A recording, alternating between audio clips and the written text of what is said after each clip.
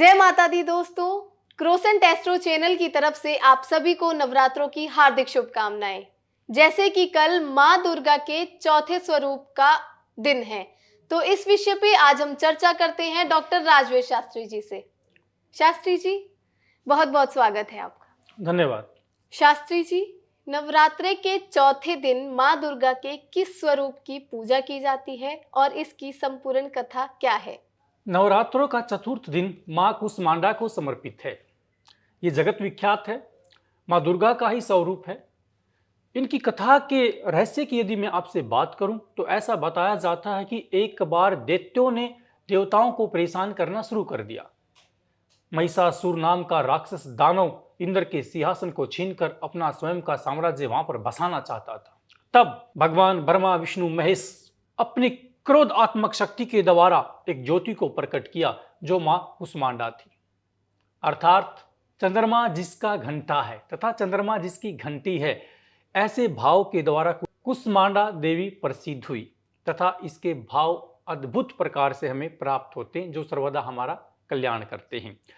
जब महिषासुर देवताओं को हराना चाहते थे तब उस भगवान शंकर के द्वारा, शिव के द्वारा, विष्णु तथा ब्रह्मा के द्वारा उस शक्ति ने महिषासुर का वध करने के लिए देवताओं की रक्षा की और उस दुष्ट दानव को समाप्त किया, जिसके लिए हम माता का पूजन करते हैं, अर्चना करते हैं, उनका ध्यान करते हैं। शास्त्री जी, इस दिन व्रत करने से हमारी कुंडली में कौन सा ग्रह मजबूत होता है और इस दिन हमें कौन से रंग के वस्त्र धारण करने चाहिए? इस दिन व्रत रखने से आपके सभी ग्रह प्रसन्नचित मुद्रा में होते हैं, परंतु मूल रूप से चंद्र अति प्रसन्न होता है, सूर्य अपने तेज के साथ प्रसिद्ध होता है जो कि ग्रहों का राजा है और सभी ग्रह उसी का अनुसरण करते हैं। यदि वस्त्र धारण की यदि बात की जाए तो इस दिन सुनहरे वस्त्र पहनकर हमें पूजा करनी चाहिए तथा नारंगी रंग के भी वस्त्र आप धारण कर सकते हैं, ये भी माता को अति प्रिय हैं। शास्त्री जी, अब आप हमारे दर्शकों को बताइए कि माता रानी की पूजा करने की संपूर्ण विधि क्या है? माता रानी की पूजन का समय प्रातःकाल स्नान पश्चात। इस दिन विशेषकर केवड़ा जल से स्नान करने चाहिए और गुलाब फूल हमें लेकर आने चाहिए जो कि गुलाबी रंग में उत्तरित हों। इस प्रकार से पूर्ण जो वेदी हम प्रथम नवरात्रि के दिन घर में स्थापित करते हैं, साथ में नवग्रह की वेदी बनाई गई है, उस वेदी को स्वच्छ करते हुए भूतपूर्व के फूल वहां से उठाएं और नूतन ताजा फूल लेकर आकर जल स्थापित कर धूप अर्घ वहां पर स्थापित कर ज्योत प्रज्वलित करें जो कि गाय के घी की ज्योत होनी चाहिए। ऐसी ज्योति प्रज्वलित करने के बाद हमें माता का पाठ शुरू करना चाहिए, दुर्गा सप्तशती का पाठ हमें करना चाहिए जो कि एक बार आसन ग्रहण कर नित्य पूर्ण पाठ हमें करें, उसके बाद में ही जलपान हमें ग्रहण करना चाहिए। इस बात का विशेष ध्यान रखें। इस समय जब आप पूजा करते हो तो आपका मोबाइल फोन स्विच ऑफ होना चाहिए।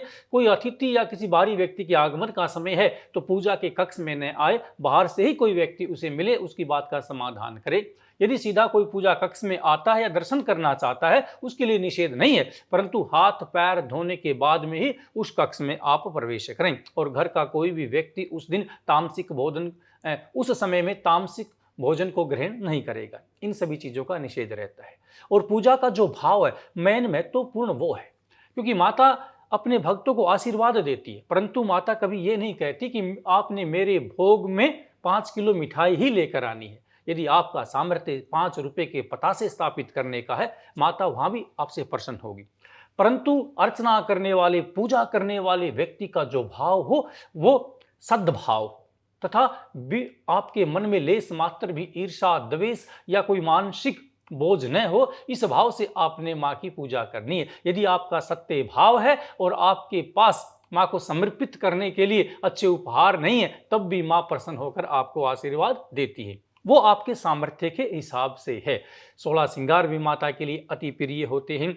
गुलाब के फूल भी आप माता के लिए लेकर आ सकते हैं और विभिन्न प्रकार का मिष्ठान बनाकर भी आप उस भोजन को छोटे बच्चों में कन्याओं में या किसी गरीब भिक्षु को भी खिलाकर इस दिन पुण्य की प्राप्ति कर सकते हैं। नवरात्रों 9 दिन तक चलने वाले माता के इस उत्सव में जो व्यक्ति सच्चे मन श्रद्धा भाव से दान देते हैं वही चीज उनके लिए उपयोगी सिद्ध होती है। जिस प्रकार से समय अति महत्वपूर्ण होता है, ये 9 दिन माता के लिए ही बनाए गए हैं।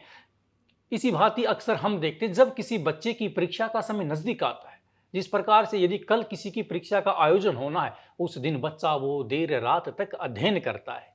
ऐसा क्यों? क्योंकि वो समय उसकी परीक्षा का है, इसलिए अब उसने देर रात तक पढ़ना शुरू कर दिया, परिश्रम करना ज्यादा शुरू कर दिया, क्योंकि परीक्षा नजदीक आ रही है और वही समय उसको ज्यादा फल देता है। इसी भांति इन दिनों में जो माता की आराधना करता है उसकी मनोकामनाएं पूर्ण होती हैं और वो समय ही उसको फल देता है। शास्त्री जी, इस व्रत के दिन माता रानी को कौन सा भोग लगाना चाहिए? इस दिन माता की आराधना करते हुए अति उत्तम है, भोग की उपलब्धि भी वहां पर होती है, क्योंकि भोग के साथ ही कार्य का संपन्न होता है। और जिस प्रकार से एक मनुष्य अपने भोजन को ग्रहण करता है, शयन करता है, इसी प्रकार से हम देवताओं का भी शयन कक्ष बनाते हैं, उनका भी बिस्तर लगाया जाता है और उनका भी भोग लगाया जाता है। इस दिन माता के लिए आप मिष्ठान का भोग लगाएं और साथ में फलाहार भी स्थापित कर सकते हैं। इस भोग के साथ माता अति प्रसन्न होती है और अपने भक्तों को आशीर्वाद देती है। हलवा पूरी आप नित्य बनाकर भी भिक्षुओं या कन्याओं को खिला सकते हैं, इनसे भी आपको निरंतर पुण्य की प्राप्ति होती है। अनजाने में हुए हमारे पाप भी माफ हो जाते हैं, ऐसा आशीर्वाद माता हमें देती है।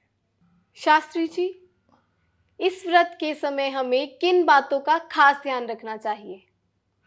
इस व्रत के समय में विशेषकर आपको मिथ्या भाषण नहीं करना चाहिए और घर में गंगा जल का वास अवश्य कराएं और लाल वस्त्र आप स्थापित करें, जो कि अंतिम नवरात्रि में अपनी सास या बहन को भी आप दान में दे सकते हैं। महिलाएं अपनी ननंद को भी वो दान में वस्त्र दे सकती हैं। और जिस स्थान पर हम अपने जौ की उपजाऊ करते हैं, जहाँ पर कलश को स्थापित किया जाता है, कलश भगवान की पूजा करें, उसका ध्यान करें और नित्य 1 रुपया कलश के मध्य में छोड़ते रहें। अंतिम दिन जितने भी वो सिक्के इकट्ठे होते हैं उन्हें हमें मंदिर में, माता के मंदिर में दान कर देना चाहिए। इससे भी हमें लक्ष्मी की प्राप्ति होती है और वहाँ से आशीर्वाद आपको मिलता है।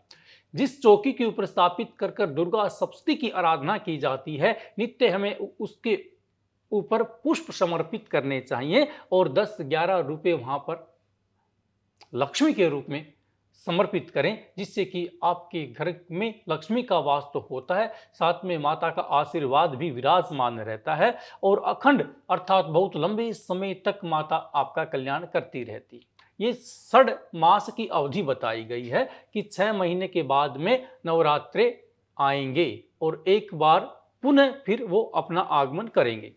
इसलिए जो आराधना हम इन दिनों में करते हैं, माता की उपासना करते हैं, अर्चना करते हैं, इसकी जो समय शक्ति ऊर्जा आपको प्राप्त हुई है, माँ का आशीर्वाद आपको जो मिल रहा है, ये 6 मास तक इसकी समय अवधि है। जिस प्रकार से हम कोई दवाई लेते हैं और उस दवाई की एक समय अवधि सुनिश्चित होती है, इसके बाद में इस दवाई का उपयोग नहीं किया जाता, तो ये एक ऐसी दवाई की तरह सुनिश्चित नहीं है, ये अनंत काल तक आपको फल देती रहती है। परंतु एक फल का संबंध इस प्रकार से जोड़ दिया जाता है कि 6 मास तक का आपका संग्रह कर दिया गया, आपके पुण्य को संग्रहित कर दिया गया और जब 6 मास का समय चल जाएगा पुनः फिर आप माता की आराधना करना और माता इन 6 महीनों में जो आपके जीवन में उतार चढ़ाव आए, किसी चीज में भी समृद्धि हुई या कोई बच्चा किसी परीक्षा में असफल हो गया या किसी कार्य को अच्छी तरह प्रारंभ न कर पाया, उन सभी गलतियों को ठीक करें और माता से पुनः उपासना करें, ताकि दोबारा से आपके जीवन में कोई इस प्रकार की घटना घटित न हो जिससे कि आपके कार्य क्षेत्र में और आपके गृहस्थ जीवन में बाधा उत्पन्न हो। इसलिए 6 महीने का स्टॉक आप पूजन अर्चना के माध्यम से एकत्रित कर सकते हैं और इसका फल माता आपको प्रदान कराती है। शास्त्री जी, करियर में उन्नति के लिए हमें इस दिन पूजा कैसे करनी चाहिए? पूजा सर्वदा पूजा के माध्यम से ही पूजनीय होती है और उसी श्रद्धा को ईश्वर ग्रहण करते हैं तथा माता हमें आशीर्वाद प्रदान करती है। आपको विशेष रूप से इन दिनों में अपने कैरियर को उत्तम कोटि पर ले जाने के लिए या रोजगार प्राप्त करने के लिए माता के चरणों में 108 गुलाब के फूल अर्पित करें। प्रातःकाल माता के पूजन के समय लाल कपड़े में 1.25 किलो लाल मसूर की दाल कपड़े में बांधकर पूजा स्थल पर रख लें। घी का दीपक जलाकर मां की सिद्धि का मंत्र 108 बार जपना चाहिए। पूजा समाप्त होने के बाद मसूर की दाल को अपने सिर के ऊपर से, अपने बच्चों के सिर के ऊपर से 7 बार वार कर किसी सफाई करने वाले व्यक्ति को दान कर देनी चाहिए। इससे आपका करियर उत्तम होगा, आप अपने कर्ज से मुक्त होगे। यदि किसी कारणवश से आपका रोजगार नहीं लगा है तो माता की कृपा दृष्टि से अति शीघ्र आपको नौकरी की प्राप्ति हो जाएगी। शास्त्री जी, मां कुष्मांडा के बारे में हमें और हमारे दर्शकों को ढेर सारा ज्ञान देने के लिए आपका बहुत बहुत धन्यवाद। अभिवादन करते हैं आपका। अगर आप भी अपने करियर में उन्नति चाहते हैं तो शास्त्री जी द्वारा बताए गए उपाय अवश्य अपनाएं और इस दिन व्रत अवश्य करें। ऐसी ही नई नई जानकारी को जानने के लिए हमारे साथ जुड़े रहिए क्रोसेंट एस्ट्रो पर। जय माता दी।